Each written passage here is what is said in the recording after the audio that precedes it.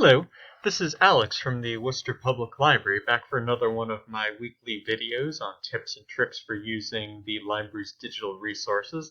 And today I wanted to talk to you about a really great new resource that the library is offering, and that is the Brainfuse tutoring service. Now, some of you, in case you haven't heard our announcement or saw our press coverage or anything like that, the Worcester Public Library is pleased to partner with the Worcester Public Schools for a service called Brainfuse, which offers live online tutoring for really sort of all age ranges and subjects. And this is free with your Worcester Public Library card. Now, if you're interested in checking this out, what you'll want to do is go to our website at mywpl.org. And you might notice that right here on the front page on our slideshow, there is a HelpNow tutoring. And you can see the information about this. So it's available, expert tutors 7 days a week, live from 2 p.m. to 11 p.m.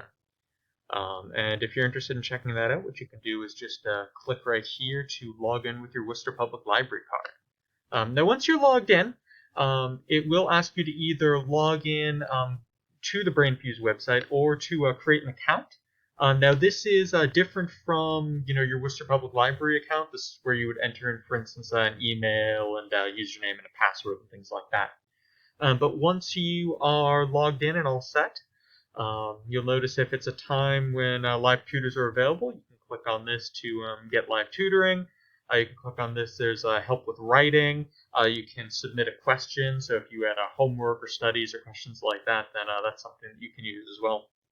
There are all sorts of other services that they offer as well. You can create and share flashcards. So if you're doing some collaborative learning or you're trying to study for a test and you want to make your own flashcards, that works out well.